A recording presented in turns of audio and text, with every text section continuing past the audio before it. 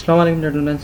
मेरा नाम आप सबको पता है, साइकोलॉजिस्ट, एम ए साइकोलॉजिस्ट। और आज की वीडियो के लिए एक दोस्त ने रिक्वेस्ट की थी कि मैं एक वीडियो बनाऊं फॉर द इनिशियल इंटरव्यू, क्योंकि मेरे सारे टेस्ट मैंने पिछली वीडियो में बताया था कि क्लियर हो चुके हैं तकरीबन ऑलमोस्ट टेस्ट। तो उसने कहा था कि इनिशियल इंटरव्यू के बारे में बताएं, इनिशियल इंटरव्यू के अंदर जो ऐसे लिखवाया जाता है उसके बारे में बताएं। तो सबसे पहले तो जो इनिशियल इंटरव्यू में ऐसे लिखवाया जाता है वो सबसे बड़ी ये पूरा पाकिस्तान के अंदर समझ लें, मोस्टली कैडेट के अंदर मेरे हिसाब से एक मिथ फैला हुआ है कि इनिशियल इंटरव्यू के अंदर कोई ऐसे लिखवाया जाता है। असल में इनिशियल इंटरव्यू के अंदर कोई ऐसे नहीं लिखवाया जाता, वो एक सिचुएशन रिएक्शन टेस्ट होता है।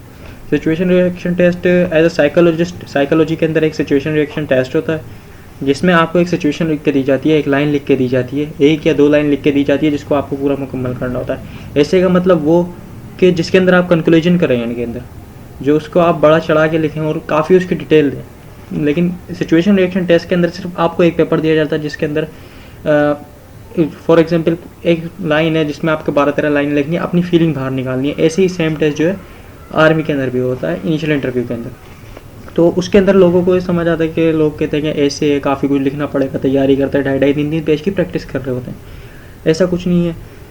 जैसे ही आप इंटर होंगे इंटरव्यू के लिए, सबसे पहले आपसे जो है वही चेकिंग वगैरह के बाद आपको इंटर ले जाके बिठा दिया जाएगा और आपको एक पेपर दे दिया जाएगा फॉर्म फिलिंग का, जिसको आप फिल करेंगे। उसको काफ़ी ध्यान से फिल करिएगा। अपने ब्रदर्स की, सिस्टर्स की जो भी एजेस हैं, उनके प्रोफेशन है, उसके बारे में सब स्टडी करके जाओ। और जो भी वो काम करते हैं उनकी एजेस, सब कुछ, एजुकेशन वगैरह सब याद करके जाओ अच्छी तरीके, ताकि उन पर भी सवाल हो सकते हैं आपसे।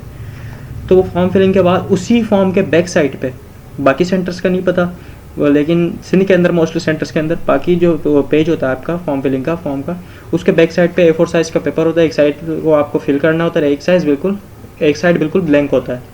तो उसी ब्लैंक साइड के ऊपर आपको ऊपर इंग्लिश का लिखना होता है सिचुएशन रिएक्शन टेस्ट को, और नीचे उर्दू का। यानी कि एक लाइन ऊपर आप इंग्लिश की लिखोगे, एक लाइन नीचे उर्दू की लिखोगे, और 2.5 मिनट 3 मिनट आपको ऊपर के मिलेंगे, 2.5 मिनट 3 मिनट आपको नीचे के मिलेंगे। सिचुएशन कुछ भी हो सकती है। फॉर एग्जांपल ये कि माय ब्यूटीफुल गर्लफ्रेंड के ऊपर लिखो, ये सिचुएशन हो सकती है। या ऐसा कोई कि आपके एरिया के अंदर कोई लड़की जिसे आप बहुत पसंद करते हो, मेरे पास जो आई थी वो मैं बता रहा हूँ, जिसे आप बहुत पसंद करते हो, एक दिन वो आपके पास आई और बस इसको आपको मुकम्मल करना, और के बाद क्या होगा। ऐसे ही इंग्लिश के अंदर भी कुछ हो सकती है और उर्दू के अंदर भी कुछ हो सकती है, अलग अलग किस्म की। उर्दू के अंदर मेरे पास थी आपकी ज़ात की खामियाँ। तो ये हो गया था। फिर उसके बाद जब हम ऐसे के बाद हम इंटरव्यू के लिए एंटर हुए अपना रूम के अंदर, तो सबसे पहले लड़के पूछते हैं ड्रेसिंग के बारे में, ड्रेसिंग कैसी हो इंटरव्यू के अंदर। या ड्रेसिंग कुछ भी हो आपकी, बस डिफरेंट हो, यानी कि डिफरेंट से मतलब आपकी शर्ट का कलर और पैंट का कलर डिफरेंट हो। सेम ना पहन के जाना, 3 पीस सूट ना पहन के जाना। सेरेमोनियल ड्रेस होता है वो, बहुत से लड़के पहन कर आ रहे होते हैं सेरेमोनियल ड्रेस का। आप जाएँ वेबसाइट क्रोम के ऊपर, आर्मी के जनरल्स की ड्रेसिंग देखें वेडिंग की या किसी सेरेमनी की, उसके अंदर आपको दिखेगा 3 पीस सूट पूरा पहने हुए होते हैं, सेम टू सेम।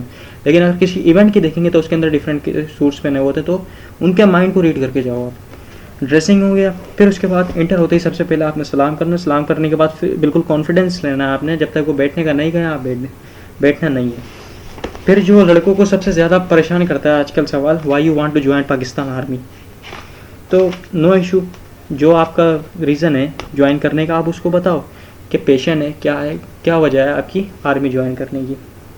ठीक है, ये हो गया। फिर उसके बाद why you want to join army के बाद मेरे से जो पूछा था मैंने बता दिया, सर पैशन है मेरा, इस वजह से ज्वाइन करना चाहता हूँ। फिर उसके बाद आपका नेक्स्ट क्वेश्चन आ जाता है फेवरेट सब्जेक्ट का। आपका फेवरेट सब्जेक्ट क्या है। हर किसी का कोई ना कोई फेवरेट सब्जेक्ट होता है। Math, physics, chemistry, English, Urdu, कुछ भी हो सकता है। पाकिस्तान स्टडी हो सकता है, क्रोनोलॉजिकल हो सकता है।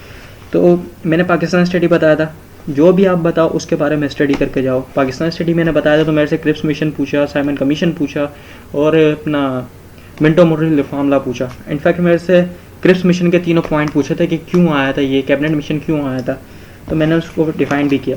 फिर उसके बाद जो नेक्स्ट स्टेप आ जाता है हॉबीज़ का, कि लड़कों को पता नहीं होता हॉबीज़ क्या, वो बता रहे होते हैं बुक रीडिंग वगैरह, क्रिकेट, ये। तो भाई सबसे पहले बुक रीडिंग अगर आप बता रहे हो तो वो आपकी हॉबी होनी चाहिए। In fact book reading is a good quality, good hobby.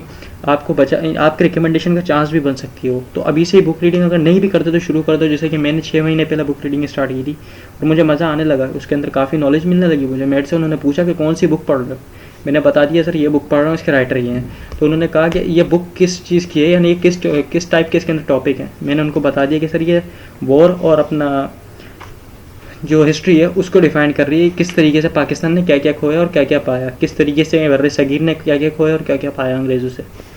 तो ये सब होने के बाद, आपकी हॉबीज़ के बाद आपकी आ जाता है मेन क्वेश्चन की क्वालिटीज़। वो पूछते हैं आपके अंदर ऐसी क्या क्वालिटीज़ है जिसकी वजह से हम आपको सिलेक्ट करें। मोस्टली सेंटर में ये सवाल पूछा जा रहा है और पूछा भी जाएगा मेरे, क्योंकि बेस्ट क्वेश्चन है साइकोलॉजी के लिए। तो मेट से भी ये सवाल पूछा गया था। मैंने बताया था कि सर मैं कोऑपरेटिव हूँ और रिस्पॉन्सिबल हूँ। तो उन्होंने कहा कि कोई भी एक क्वालिटी को डिफाइन करो अपनी। सर मैंने उनको बता दिया कि मैं कोऑपरेटिव क्यों हूँ। मैंने बता दिया कि मेरा एक दोस्त था जिसकी पुलिस की ट्रेनिंग थी, 2 दफ़ा अटैम्प्ट करने के बाद वो फिजिकल में फेल हुआ, मगर थर्ड टाइम उसने मुझसे कहा कि क्योंकि मेरा फिजिकल क्लियर हो चुका था आर्मी का 2 दफ़ा ही, तो उसने मुझसे तीसरी दफ़ा में कहा कि यार मैं 2 दफ़ा फेल हो चुका हूँ, मेरी तीसरी दफ़ा मदद कर, मेरे को रनिंग के अंदर फिट कर और अपना मेरे को सुबह 6 बजे रनिंग के लिए मैं तेरे साथ जाया करूँगा। तो मैंने कहा ठीक है भाई तू आ जाइए, मैं वैसे रनिंग 8 बजे करता हूँ, तेरे लिए मैं फजर की नमाज़ के बाद रनिंग कर लूँगा। उसके साथ मैं सुबह 6 बजे उठ के रनिंग करने जाता था और उसके पीछे पीछे भागता था। अपनी जो 7 मिनट का टाइम है उसको तोड़ के 8 साढ़े 8 पे कर दिया था मैंने उसकी वजह से। तो मैं उसके साथ साथ पीछे पीछे जाता था और हल्के हल्के उसका टाइम कम करके मैंने उसको 7 मिनट पे लेकर आ गया। उसकी भी रनिंग क्लियर हो गई और मेरी 150 की रनिंग भी क्लियर हो गई। जिससे ये हुआ कि मैंने अपनी रूटीन है उसको डिस्टर्ब किया किसी और की वजह से, उसके साथ कोऑपरेशन की। तो इस तरीके से आपको अपनी क्वालिटीज़ को डिफाइन करना है। तो ये था मेरा पूरा इंटरव्यू जो मुझसे पूछा गया। बाकी इसके अलावा भी अगर आपको कोई सवाल है तो आप कमेंट के अंदर पूछ सकते हो, इनफैक्ट मैं आपको जवाब दूँगा। और दूसरी कोई अगर रही बात 14 लीडर लाइक क्वालिटीज़ की जो मैंने वीडियो कहा था, उसका मेरे को अभी कोई खास रिस्पांस नहीं मिला, इस वजह से मैंने नहीं बनाई। इसके अंदर 2 क्वालिटीज़ मैंने शो कर दी आपको किस तरीके से क्या होती हैं, कैसे आप डिफाइन कर सकते हो। तो अल्लाह निगहबान, थैंक यू।